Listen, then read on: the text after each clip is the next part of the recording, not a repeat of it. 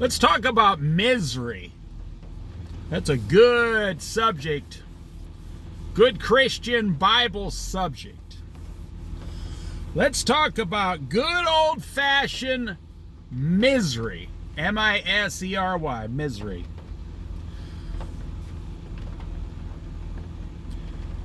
You know, misery, why does misery exist? Well, sin exists.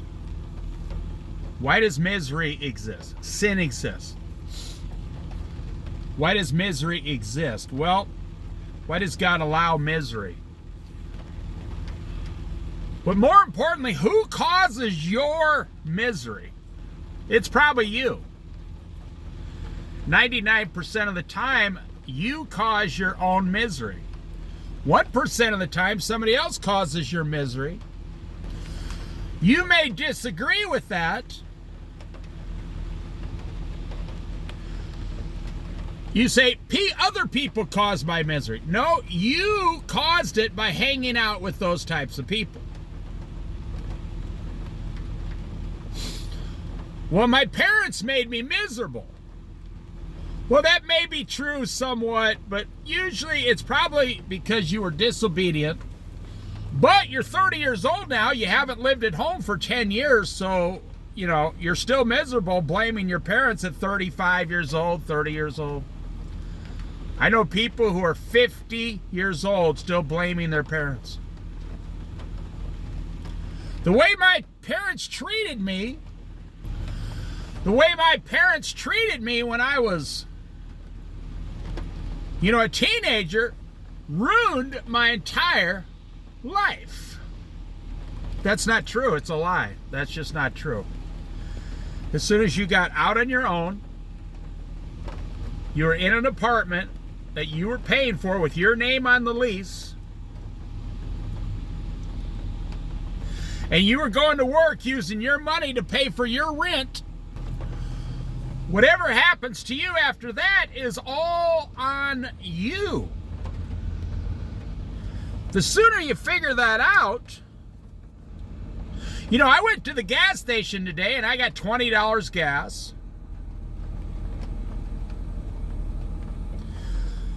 I didn't like the price of gas. What is it here? It's $3.75 here on the Oregon coast. I didn't like that. I'd prefer $2.75. But should I blame the gas station for charging $3.75 or should I blame myself for pulling out my $20 bill? I'm one of those good old-fashioned guys who still pay cash. Do you know I do not own an EBT card? I do not own a debit card. I've never owned one.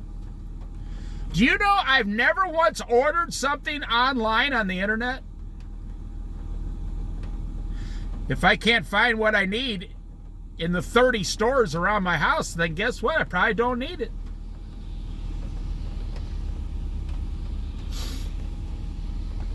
Do you know I got rid of my TV 23 years ago? I haven't watched TV in 23 years.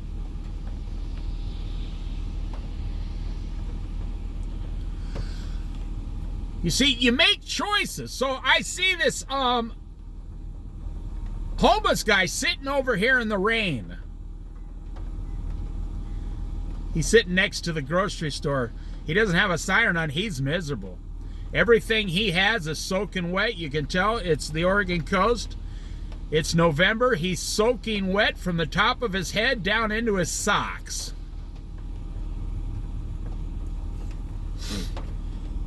He's not enjoying himself. His backpack is soaking wet. He doesn't have enough money to go in and buy a cup of coffee. The food stamps did not get delivered, and he's out there with no food except what he got from the local church and the food bank box, but he's got to carry that box of food around. That doesn't really help homeless people because, it gets all soaking wet.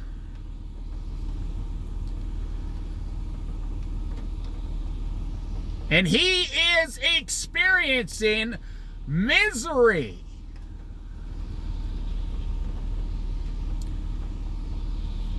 I bet you he's thinking to himself, well, at least if I was in jail, I'd be getting 2 meals a day and a bed and a toilet and a nice warm place to lay my head at night.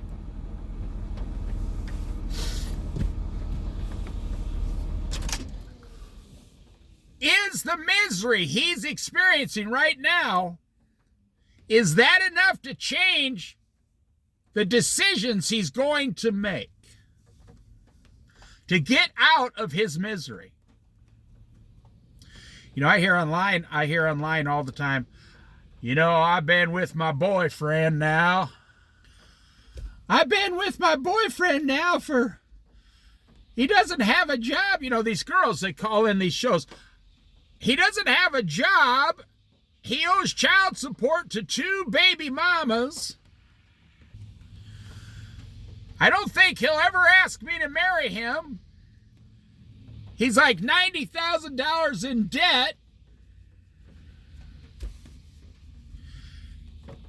And the person says, how long have you been together? About 9 years. And the person asks the girl calling in, you sound pretty miserable, ? Oh, I am miserable. Do you have any children by this man? No, I don't have any children with him. So you just went through this for 9 years with this guy, but was it enough to make you change the decisions you're going to make to better your life? No, it's not. That girl's not going to change. She's not going to leave this guy.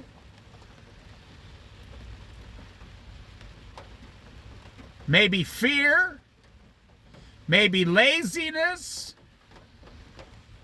Maybe she convinced herself, well, I'm in love, so, you know, I got to stay with them. She may be in love, but this guy doesn't love her, because if you love someone, you'd get a job and help them pay for food. Ask the guy, honey, do you love me enough to work 15 hours a week so we can eat? And the guy says, no, I'm not going to do that. There's your answer. Does the guy sitting against the homeless guy sitting against the building in the rain? Now, there's like 15 of them out here. There's like 15 homeless people scattered within a 3-block area here. And they are all miserable. There's about 80 to 100 homeless people in this small town. I live in a town of 10,000 people on the Oregon coast. There's probably 100 homeless people just scattered around the town getting soaking wet.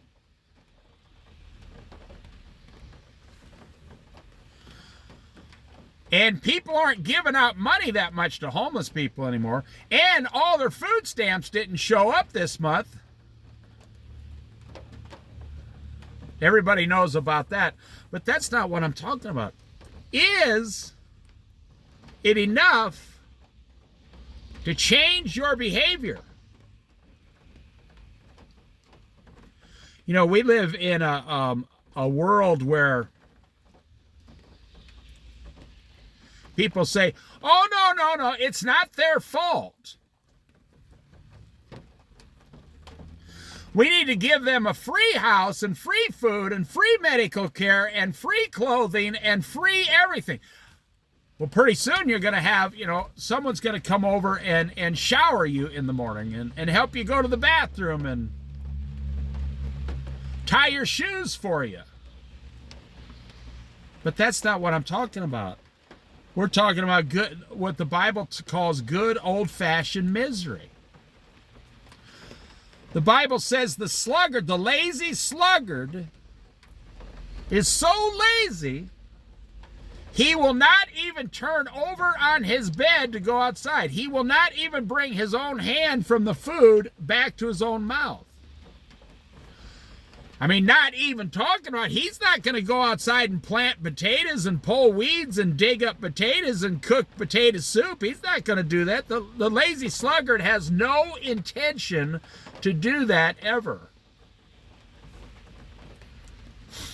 So why does misery exist? You ask any mother. You can ask any minister. This is true. You know, people say, why does God allow little children to get sick and die? So a mother says, why did my 10-year-old die? And the minister says, well, given the choice, would you rather have God made it to where your child was never born, or your child was born for 10 years, was sick, and then suffered, and then died, and you had your child for 10 years? Which one would you choose?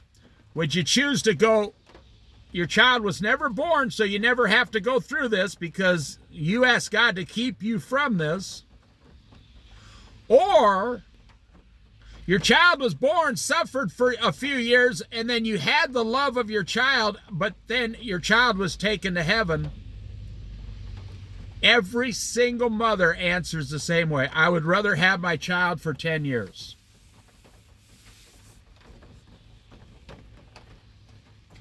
I know a woman who has a 40-year-old autistic son. And he works. I mean, he has a like 30-hour-a-week job. I mean, he's obviously on disability, but then he works 25 to 30 hours a week. This guy is a light in the life of everybody. And she's been dealing with this for 40 years. And if you ask her, she would tell you, oh, I can't imagine my life without my autistic son. He is such a joy every day. But you know, every autistic person I know, they're not lazy. They'll they'll get out there. They'll do anything they can to experience life. But you're sitting over there in the rain, soaking wet. It's only about 45 degrees here right now. You're miserable. Is your misery enough to change the decisions you're going to start making tomorrow morning? You know, the prodigal son had to become extremely miserable and lose everything he had before he came to his senses and went back home to his father's house and admitted, defeat. The prodigal son had to admit to himself, hey, my plan did not work. He had to put his pride down and say, I was wrong, and my father was right. That's what King Nebuchadnezzar, God turned him into a goat for 13 years. Go look it up in the Bible if you don't believe me. God turned the king into a goat for, I think it was 13 years. It might have been 12. 13 years, a goat. He had a goat body with a man's face. It took King Nebuchadnezzar 13 years to look up in the sky and say to God, okay, I was wrong, you were right.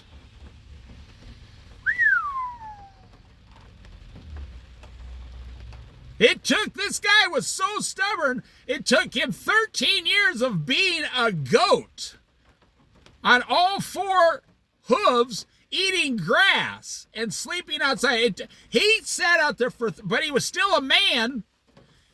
In his face and in his mind and in his heart, God just gave him a body of a goat and said, let's see if you like this. It took him 13 years of being miserable before he said, I was wrong and God was right. And then God turned him back into a man. It's one of the most fascinating stories in the Bible. This other prophet, he wanted money, and God said, don't go down the road. He going down the road. The donkey tried to turn around. He finally beat his donkey, and the donkey spoke. The donkey started talking to him. The donkey said to the prophet, why are you beating me? Have I not been a good, loyal, faithful, serving donkey to you all these years? Wow.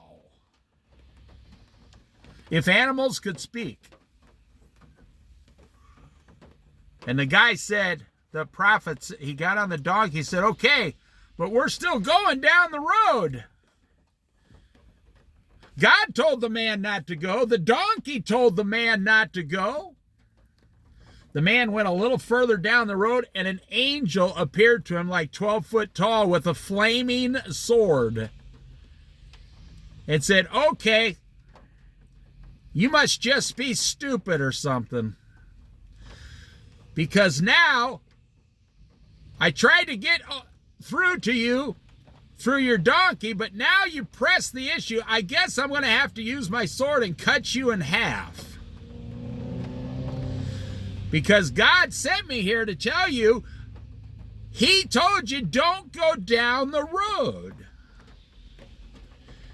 Well, as soon as you see an angel in all that bright light and with a flaming sword, 12 foot tall, makes Bigfoot look small. And the angel says, okay, I'm just going to cut you in half and get it over with. God will just find somebody else to do his will. Because apparently you're one of God's prophets and you don't take instructions very well.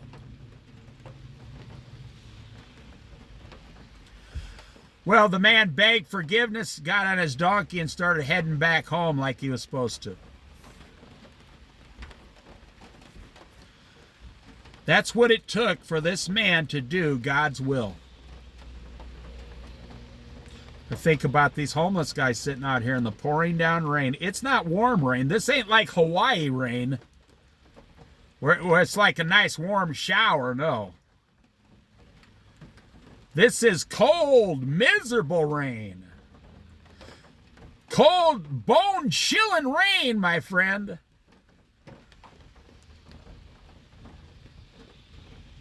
You can't go in the store because you're soaking wet. They kick you out. You can't go. This guy doesn't even have a tarp. I mean, you could at least just go to the woods. There's plenty of woods around here. It's the Pacific Northwest. There's woods. You just go behind the store. There's a whole forest. Just put a tarp over your head and at least you're dry. So the decisions this guy made in his life so far, that he can't even get a $9.95 tarp at the sporting goods store. Well, at the hardware store, the sporting goods section, or you can go to a hardware store and buy a tarp. How about people who spend more than they earn and you owe tens of thousands of dollars in debt? You bought a $60,000 car that you can't afford. You bought a $400,000 house when you could have rented an apartment for a house for $1,500 a month, 2 or 3 bedroom.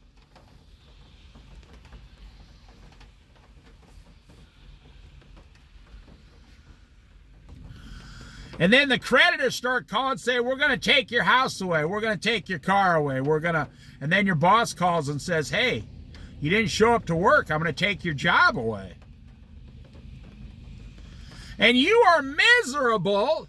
Misery, misery, misery. Is that going to be enough to change you? No, most people say, hey, man, I can't believe they're taking my car away from me, man. How dare they? Well, I mean, come on. Use common sense. How dare you buy a car you can't afford? Don't you love yourself more than that?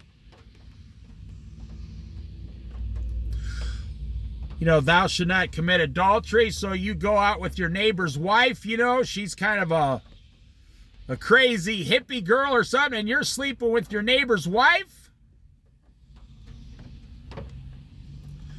The guy finds out and he starts chasing you and beating you. He starts punching you, beating you.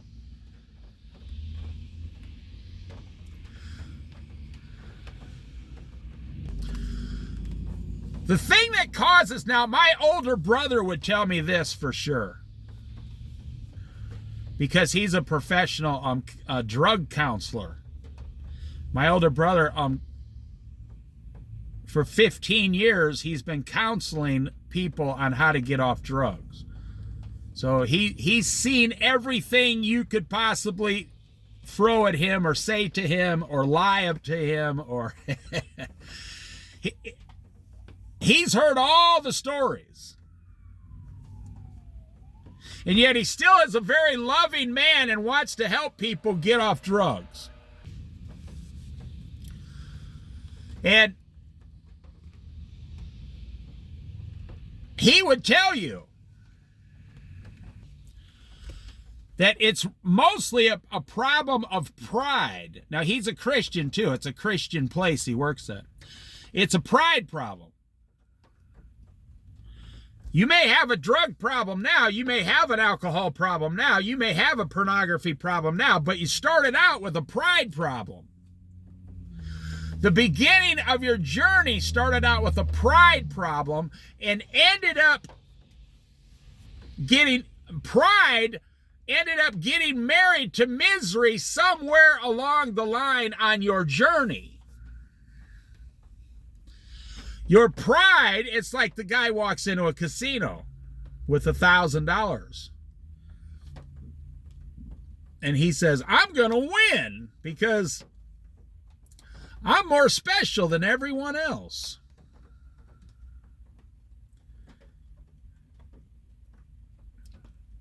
And if you don't let that pride go,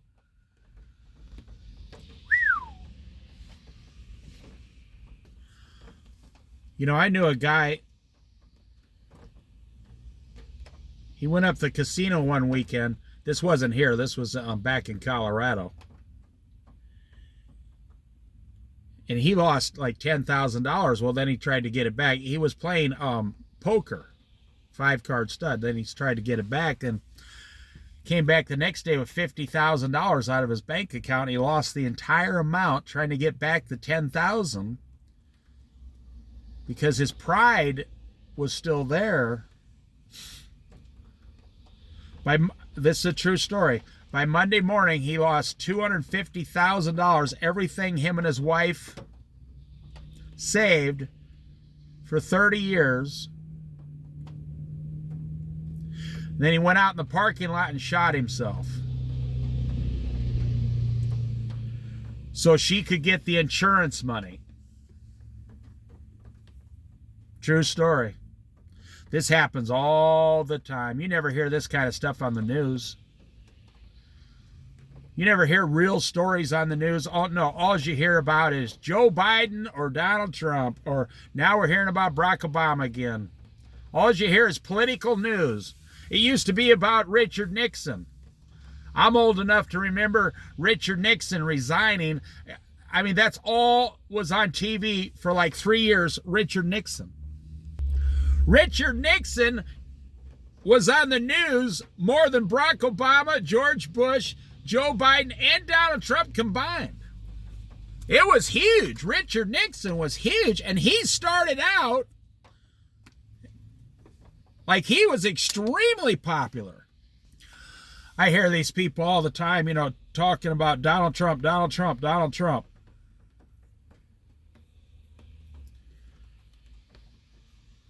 And how Donald Trump's causing all their problems in their life.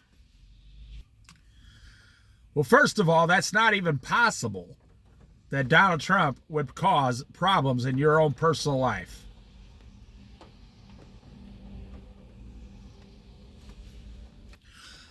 Now, I'm going to end this video.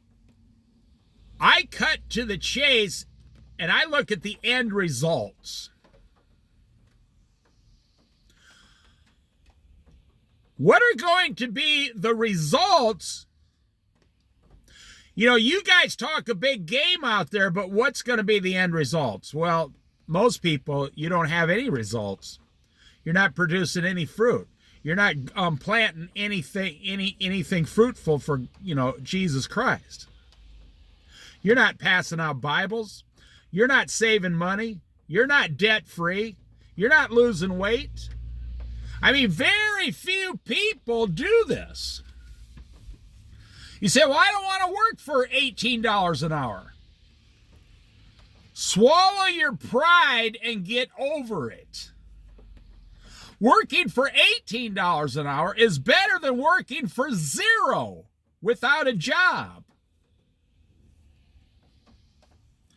I used to stand in Colorado on Valentine's Day, Mother's Day, and Thanksgiving 3 times a year. I did it for several years. I would stand outside in 10-degree weather in my station wagon trying to sell flowers on the street corner from a guy that he had 20 or 30, maybe even 40 people out there on 40 different corners all over Colorado. And I would stand out there for 2 days, 3 days on Valentine's weekend or whatever it was. For 3 days, I'd sit there. I had long johns on. I had 3 shirts, a coat, 2 pairs of socks. And in 3 days, I'd sit out there for like 35 hours in 3 days. Because I know what the end result was. Now, this was just a side gig I did, besides my regular job. The end result was the guy was going to pay me, well, this was 25 years ago. So he was going to pay like $10 an hour, so I was going to get like $300. Unless it was a 2-day gig, I was going to get $200. And all the flowers that were left over to take to my wife. It was fascinating. Did I enjoy sitting there for 20 or 30 hours? I mean, it was all right. I mean, it was, it's not something you dream about, sitting 30 hours out in 10-degree weather. Once every hour, I'd start the heater in my station wagon.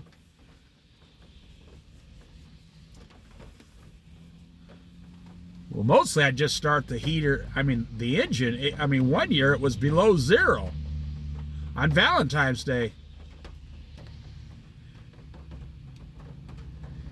And I'd go home on, so it would end on Valentine's Day or Mother's Day or Thanksgiving Day. Now, my wife had to work at this place she worked at on Thanksgiving, so that's fine. And so that's why I took the job. If she didn't work, I wouldn't have done it. But I figured so we'd come home and then we'd have our Thanksgiving the next night, 1 day later. But I'd have $300 in my front pocket. And my wife would have like 50 roses all over the house. Flowers, roses, carnations, all kinds of stuff, tulips. Now, tulips don't last that well when it's freezing out.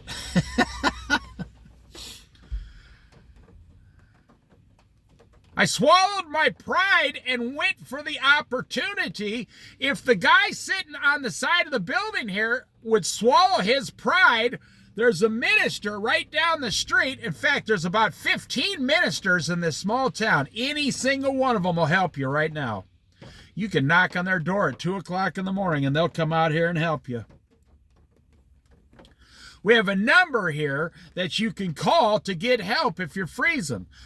They will bring you food. They will come and warm you up. It's pride. Pride leads every single time leads to misery. I'm 63 years old. I've never once in my lifetime seen pride lead to something prosperous. I've never seen pride end up with prosperity. Let me say that again. You may have never heard that before. You cannot name one single time where your pride ended up giving you prosperity. No, your pride, when you double down on pride, triple down on pride, and you keep heading down the wrong road. I'm not talking about being proud of your kids. Hey, your kids won, a spelling bee contest at school. That's not pride, that's proud. I'm proud of my children. There's a difference between being proud of something, hard work, proud of hard work, and being prideful, saying, "Oh, I'm too full of pride. I don't need to work. Nothing bad will ever happen to me." The prodigal son, with his pride, when he started to come home, he didn't even have shoes anymore. He either lost his shoes somewhere, or someone beat the crap out of him and stole his shoes, or he was so full of pride he sold his shoes at the pawn shop to get a meal. Or, what I'm about to say is true. You can look it up. During the Great Depression, boots and shoes were made out of leather. You can look it up. They weren't the fancy, smashy, nylon Nike shoes today for $600. No, they were made out of leather, and not the way they make leather today, no. The shoes were made out of leather, and people got so hungry, you can look it up. They boiled their shoes, hoping to get some nutrients out of the leather inside. I'm not making this up. People would boil rocks, certain types of rocks that had minerals in them, hoping to get the minerals in the water. That's how hungry they were. And they would boil their shoes because the way leather was made back then, maybe, it sounds gross, but maybe some of the nutrients or whatever from the cowhide, the leather, would cook off into the soup.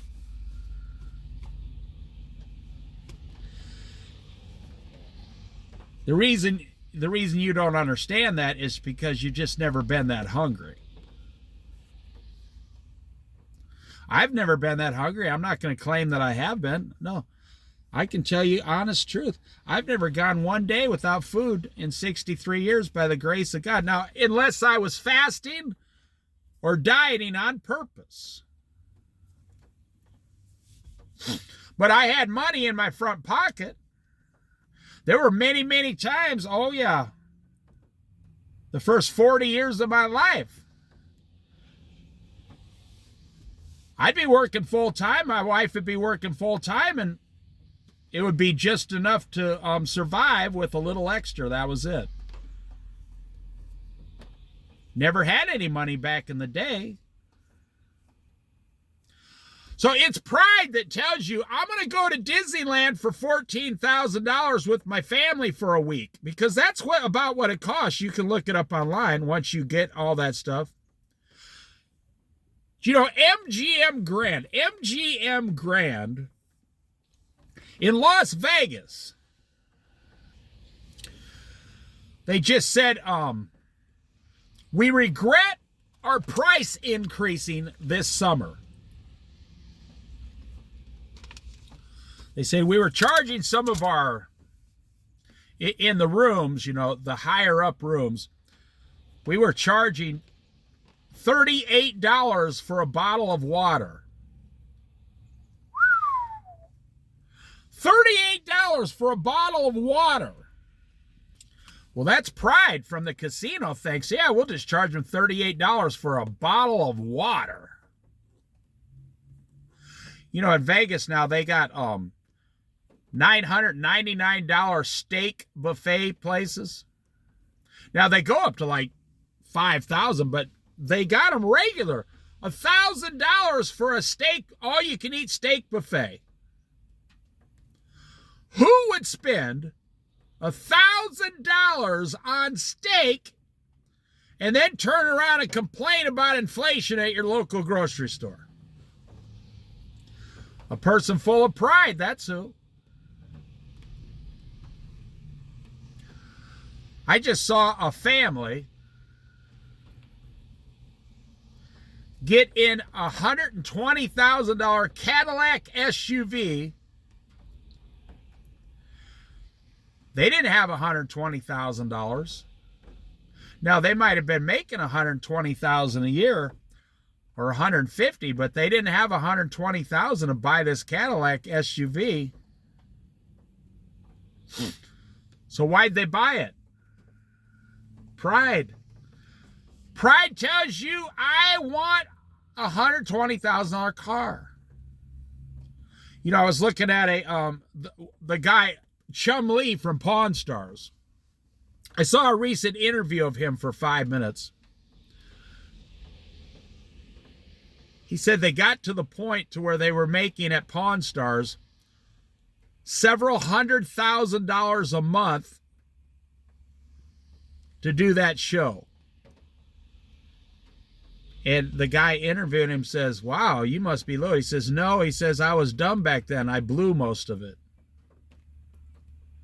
He said, I immediately went out and bought like 2 Lamborghinis, a couple Cadillacs, 3 or 4 Porsches. And he laughed. And the guy said, oh, you started doing that, huh? He goes, yeah. He says, you get several $100,000 every month? Like you get $300,000 or $400,000 every month? He said, going down and getting like, $25,000, $30,000 in car payments is nothing. That's just chump change back then. And the guy says, well, why do you think you did? He says, because I was stupid. He said, I didn't know anything about money. He said, I was born and raised in a poor family. And he says, I knew nothing about it. He said, I thought this was going to go on forever. Well, I think he's worth about $6 million today. He's a businessman. But you see, back then, Pride, he probably blew, $3, $4, $5 million. And they asked him, you got any of those cars? He said, no, I had to give them, Chum Lee said, I had to give them all back. Now, I'm not picking on this guy. I'm just picking a guy that I heard of recently, someone that everybody knows. He said, no, I had to give them all back. He said, today I pay cash for cars as investments. I don't do payments.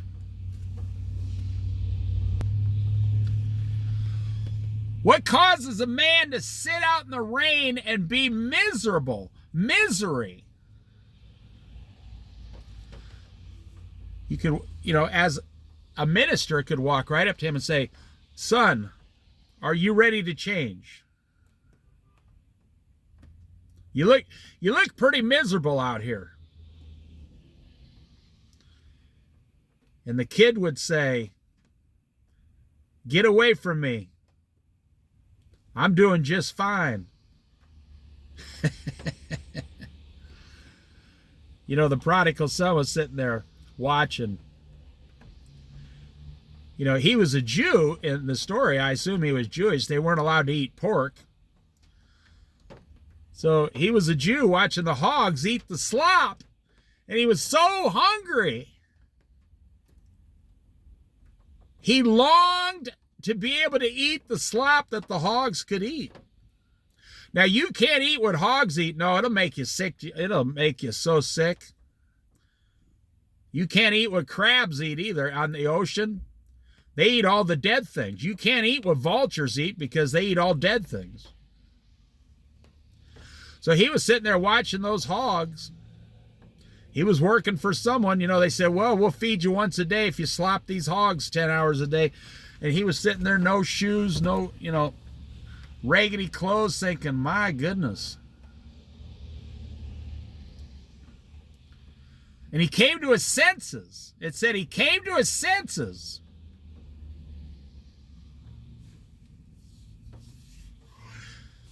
Pride, I sitting here watching two people fight over the same parking space here. There's 5 parking spaces in a row here available. This was a few minutes ago, but these two people, they both wanted the same space until one of them yielded and took the space next to him.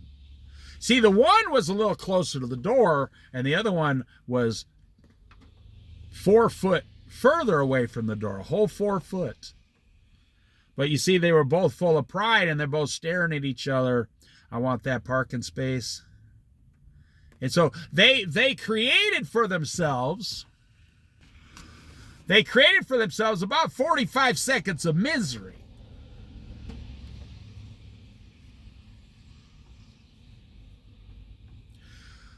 Just like all the homeless people sitting out here in the pouring down rain, and it's going to be about 39 degrees tonight. That's about as cold as it gets, right? It doesn't get too cold around here. I mean, it's not freezing cold.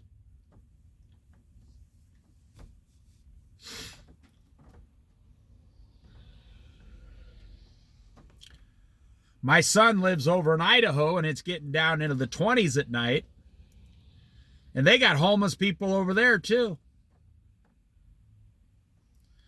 So just, I will end here. I want this to be, I didn't think it'd go this long, but I definitely want to end here. Have you ever been in a situation where you refuse to change because of your pride?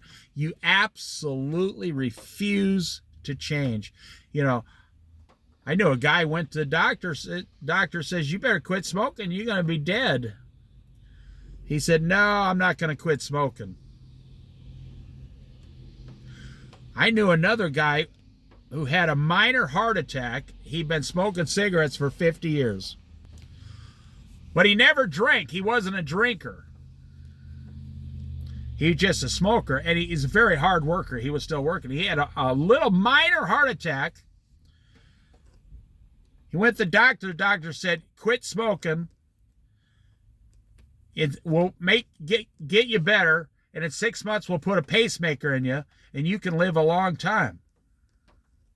This guy quit smoking on the spot, threw his cigarettes in the garbage at the hospital. I was shocked. He quit smoking on the spot. Never touched it again. He changed his diet immediately. About 5 months later, they put a pacemaker in him. And they say he's healthier now than he was, a year ago. And he's a veteran, so the VA pays for everything. Or I should say, you do as a taxpayer. And this guy goes to therapy, like exercise therapy. He's 74 years old. He's doing perfectly fine. And they said because of his heart, he can't drive. He couldn't drive for a year and a half. And he loved driving. He said, that's fine. I don't need to drive. And people just, like he's got someone to come, and the VA pays for someone to drive him somewhere. They pay for home health care stuff. But in just 2 seconds, he changed. He said, okay. I said, what changed you? He says, well, I still have family who's alive. He doesn't have a wife or any kids. He never got married, never had kids. He said, well, I got brothers and sisters. And he said, I want to see them some more in life. And his nieces and nephews, he said, I'll change. He immediately changed. It just, boom. He took his pride and just set it right down. He took his pride and threw it in the garbage with the cigarettes.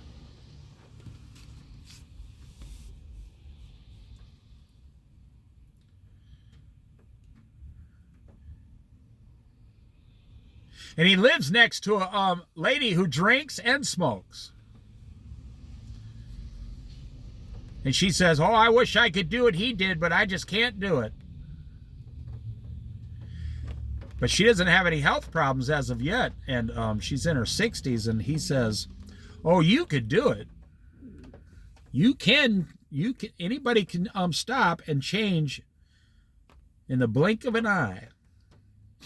So if a minister walks up to this guy over here and says, son, God loves you. Are you tired of being miserable? If you follow me, says the minister, I'll take you over and get you the church, and we got resources and clothes, and we can get you a job and get you some counseling and drug and alcohol treatment, and in 3 months you can have a job. I can send you away to a 1-year program, and you can change your whole life through Jesus Christ, and on and on and on. Son, are you miserable enough sitting here in the rain to make some changes? And the average homeless guy would say, get the hell away from me. Now I'm going to end this a certain way. I feel like the Holy Spirit's leading me to say this here. God says, my son died on the cross for your sins. If you just say yes, you'll spend eternity in heaven. If you say no, you will spend eternity in hell, and you can never die. Eternity in hell. So God says, is that enough to get you to change? You want to talk about the ultimate misery? Being miserable for all eternity. Dang, that's the saddest thing you can possibly even comprehend. But is the fact that you're going to spend eternity in hell enough to get you to start following Jesus Christ? About 30% of people say yes, it is. And about 70% of people on earth say, nope, I'm not going to follow Jesus. But you're going to be miserable for all eternity. It says where there's weeping and gnashing of teeth and sorrow and misery. Nope, I'm not going to change. I don't believe in that Jesus, hocus pocus stuff. I'm not going to change. You can't get me to change. I refuse to change. I'm not going to follow Jesus. I knew people. I'm not making this up. I've been doing this a long time. I know people who will tell you straight up to your face that they would rather go to hell than go to heaven. Any minister can tell you these stories. They'll say, yeah, there are people that say they'd rather go to hell than heaven. Wow. I asked a minister once, I said, do you think it's because they really don't understand what it's going to be like in hell? He said, no. He said, I think they do understand what it's going to be like. I think they're so mad at God that their pride will not allow them to ask for forgiveness, and their pride is going to send them into eternal hell, where they will experience misery for all eternity. You know how when you're mad at someone, maybe you're mad at your mom when you were a little kid or something, you wanted some candy or whatever, and your mom said, no, you can't have it. You're gonna eat broccoli for dinner and your vegetables. And you're going to do what I tell you because I'm your mother.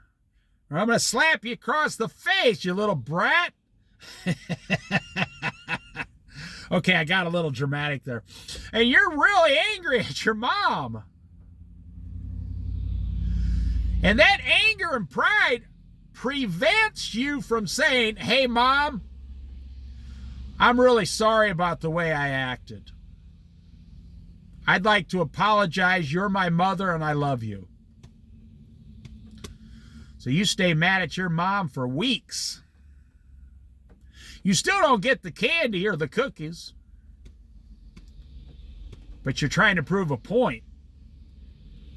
That if you don't get what you want, boy, everyone around you is going to suffer because you will not talk to them. I says to my mom once when I was a young kid, I said, I'll never speak to you again.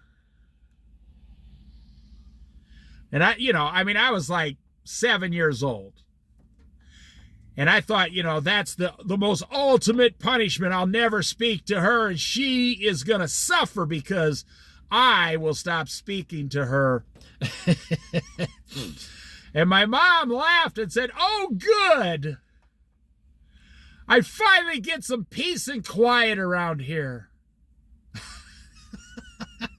She took my argument and shot it down instantly. And I thought, wait a minute. If I stopped speaking to her, she I was only 7. She was obviously using reverse psychology. I was like, wait a minute. She wants me to never speak to her again? And it totally worked because I started yelling and screaming about how she doesn't love me. And oh man, she pulled me aside and said, listen. She was very calm. She said, listen. I'm your mother. I love you. You're 7 years old. You're totally out of control. All you got to do is calm down. And she taught me, take a deep breath. Take 2 or 3 deep breaths. Calm down. Everything's fine. And I realized, I was the only one acting like an idiot. She was enjoying it. She was enjoying watching me act like an idiot. Well, that's what people do with God, is what the minister will tell you. You're going to tell God, there's no way I'm not giving my life to Jesus Christ, and that'll show you, God. And God says, well, I love you. I hope you give your life to my son, Jesus Christ, before you die, or you're going to spend eternity in hell. I know a guy who refuses to get a job. I know a guy who refuses to get a job under $35 an hour. And I say, well, then go get a job doing that. What you used to do? He says, well, they don't exist anymore. That thing is going away. So he's looking for other jobs that pay $35 an hour. And I'm like, well, there's, honestly, you don't have any special training, no college. There's not a lot of $30 an hour jobs left in America unless you have some kind of special skills. The average person in America, I think they said it's making $24 an hour. But pride leads to misery. Are you tired of sitting in the rain with that cardboard sign? No, because you're mad at someone and you're going to show, you might be mad at your parents. You might be sitting here on the Oregon coast and you're from, Timbuktu, Alabama. And your parents, you might be the prodigal son out here. You're going to show your parents that they were wrong in Timbuktu, Alabama, and you were right. But like the prodigal son, you're sitting out here in the pouring down rain with a cardboard sign watching the hogs eat the slop, and you're starving to death because the government didn't put the money on the food stamps this month. And 42 million people were completely shocked that they didn't get their food stamps on the 1st, which was Saturday, and today's Monday, the 3rd. And you just had to go 2 days without food stamps and SNAP benefits. And you're starting to say, wait a minute, I might have to put my pride aside here because I don't have any food. I don't have any actual food for my children. You can still make $4,000 as a family of four in America. You can make $4,500 a month and still get some food stamps.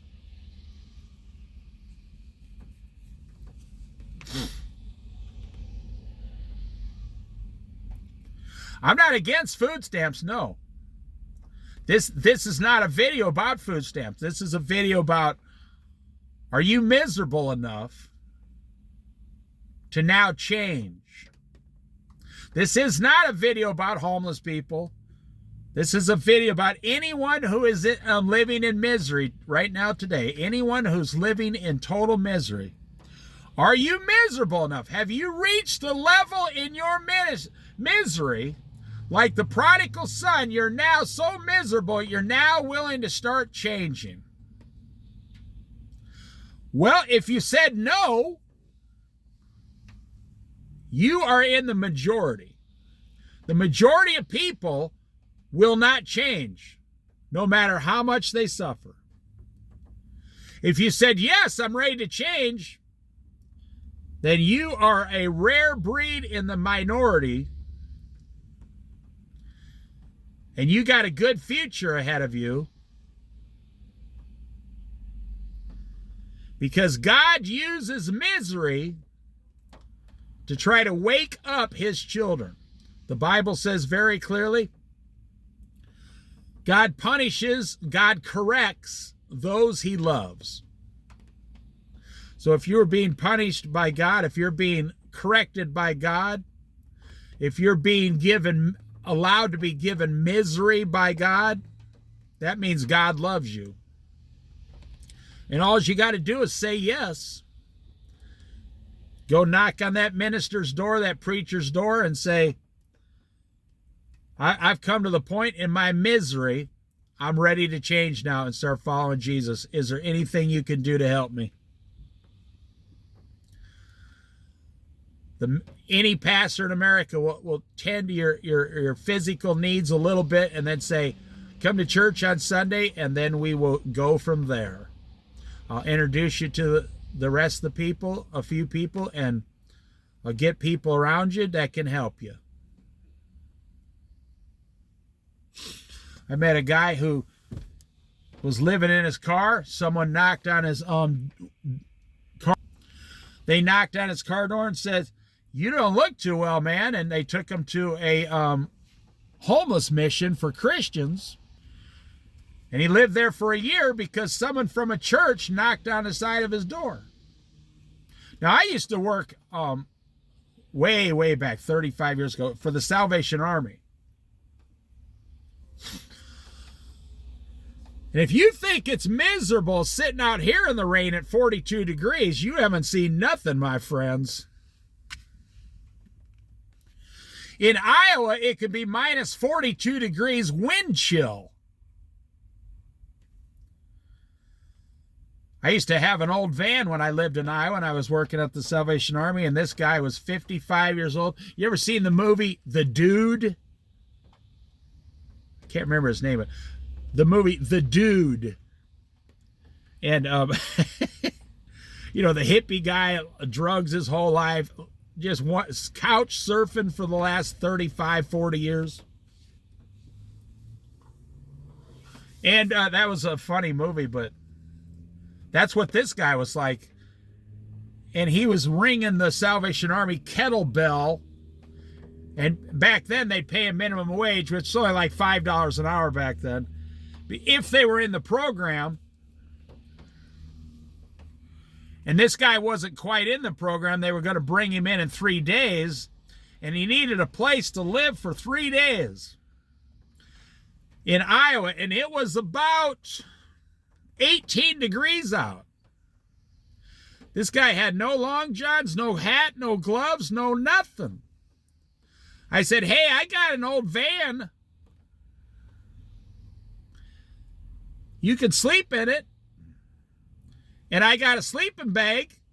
And I do got some long johns I can give you, and a hat and some gloves. This guy was originally born and raised in southern Texas. And now he finds himself in December, 18-degree with wind in Iowa, freezing. This guy, I'm not kidding, he didn't have 2 pennies to rub together, not 2 pennies. I said, that's okay. I told the kettle captain, the woman, I said, I'm going to have him sleep in my van. She said, oh, that's nice. That'll probably prevent him from dying. But they just didn't have a space for 3 days. They couldn't get him in. They can only have so many people in the 1 person per bed. This misery has been going on in this country for over 50 years. This alcoholism misery, this drug misery, this homeless misery. I'm telling you, inflation, high prices. None of this is new. The Bible says none of this is new in Ecclesiastes. There's nothing new under the sun. It's been here long ago. I've seen this the majority of my entire life. Down and out men. And now it's women. And now it's men, women, and 12, 13, 14-year-old children living on the streets, suffering misery. So I went out there, I told the guy, I said, well, I got a space heater. I ran a cord out there, an extension cord, an outdoor one. I was born and raised in Iowa, so I know all the tricks to stay warm. If you don't know, you're born and raised this way. If you don't do it, you'll die. I said, now you leave the space heater right here and it will keep the inside of this van. I said, don't touch it. It's going to go off, but it'll come on about once an hour and keep the inside of this van above 35 degrees. Otherwise, you're going to start a fire and burn to death. I said, you're just going to have to trust me, bro. Should have called him the dude. This guy was so miserable, he was crying. He said, I've never been in a place, he said, I've never experienced such pain like this with freezing. So I got him all warm. So he put on the hat, the stocking cap, the gloves, the socks, put the got in the sleeping bag with his boots and the coat and everything, put the blanket over him. I gave him some water. Said, if you got to pee, just go out behind that shed.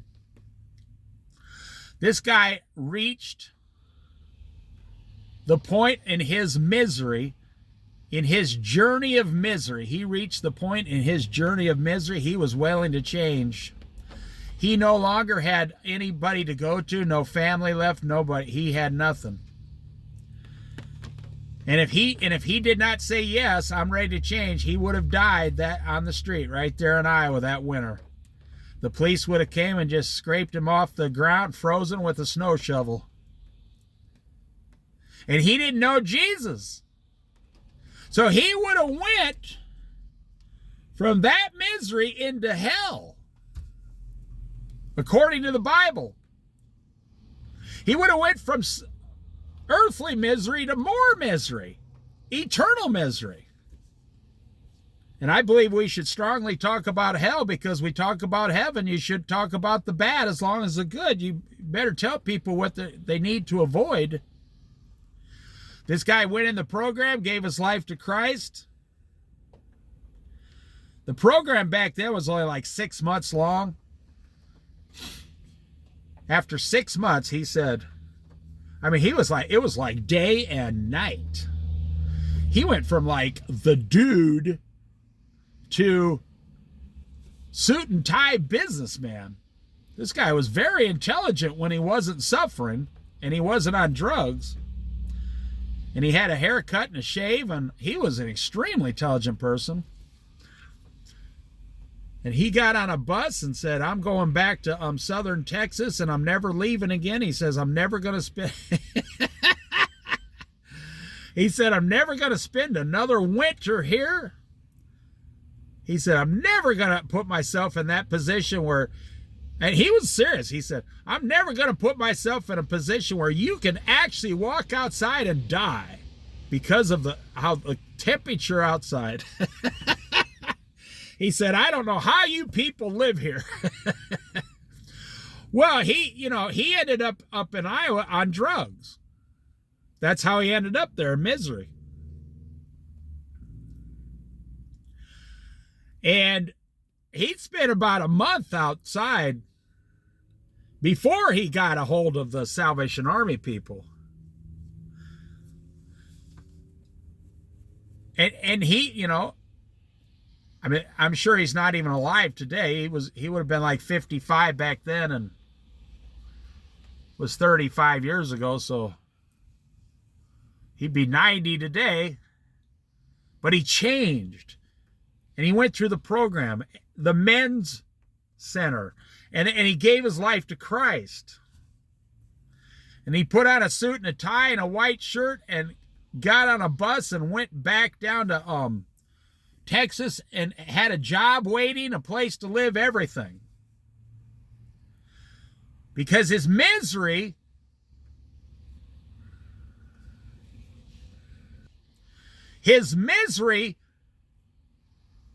defeated his pride. That guy was on the street for 35 years. His pride was defeating everything his whole life. But he finally came face to face with 18-degree weather in Iowa and wind chill. Which is, me and my brother, we grew up in that, and he finally said, what the heck? It's something you hear about your whole life, but until you experience it, you just don't understand. I think about, like Minneapolis, Minnesota. It's going to be 0 degrees, minus 10 degrees for like 60 days there coming up here very shortly, December and January. Minneapolis, Minnesota. I bet you there's 800 homeless people in Minneapolis, Minnesota right now. Do you know there's homeless people in Anchorage, Alaska, Fairbanks, Alaska, all winter? Why don't you think about that? I mean, if I was going to be homeless, it would definitely be in San Diego, on the beach, where 74 degrees in the winter. Or I would go down to Tucson, Arizona during the winter to be homeless. If I have to stand outside, at least, it's going to be 75 degrees. The world, I'm going to end right here. The world is full. The world is full and overflowing of people fighting a battle between their pride and their misery. And they just haven't been miserable enough yet. Many people die in their misery, and their pride, they never defeat their pride. Their pride wins the battle and kills them. The pride uses misery to kill you.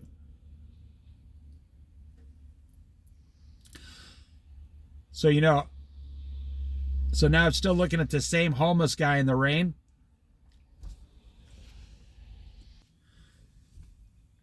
And another homeless guy, you see, the devil uses things. Another homeless guy came up and started talking to him, and they started high-fiving and smoking cigarettes. So there goes another day they're not going to change. Oh, hey, well, if we're both out here homeless and miserable, well, then it's okay. We smoke some cigarettes. Maybe let's go over to the liquor store and steal a bottle of booze. No. Their misery. Jesus Christ sees your misery and holds out his hands and says, come to me. But the devil, the enemy, sees your misery too. And the devil says, I cannot afford for this guy to be miserable because he's going to give his life to Christ. So the devil has another homeless guy come walking down the street and say, hey, what's up, bro, man? You want to smoke some cigarettes and take a couple shots off this, Ripple or this old Boone's Farm? They're like, yeah, hey, yeah, right on. And you see, the devil won. Because the man who was miserable is now having a conversation, and they're both, now they put their misery behind them for a little bit, and another day goes by and they don't get help. Because their pride won the battle. Mentally, spiritually, physically, your pride won the battle for another day.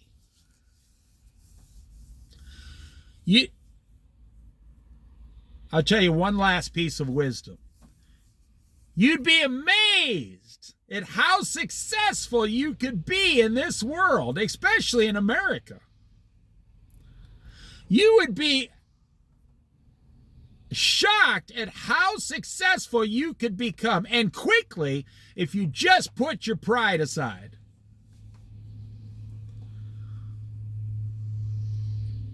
You would be amazed how much money you could have, and fast. No, I'm not talking about illegal, no. Anyone can get 2 40-hour-week jobs, work 80 hours a week. There's 168 hours in a week. You would still have 88 hours left every week to yourself to sleep and eat and shower. You can work 80 hours a week and bring home $1,000 a week easily. You do that for 1 year, you got $52,000. You could buy a $10,000 car. You could live in a nice apartment for $1,200 a month. You'd have nice clothes. You'd have a nice cell phone. You'd be eating steak and eggs every day. Vegetables. You can do anything you want. $52,000.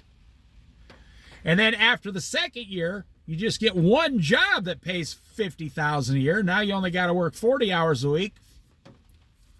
But you're all set up now, and you can still have $20,000 in the bank after 1 year.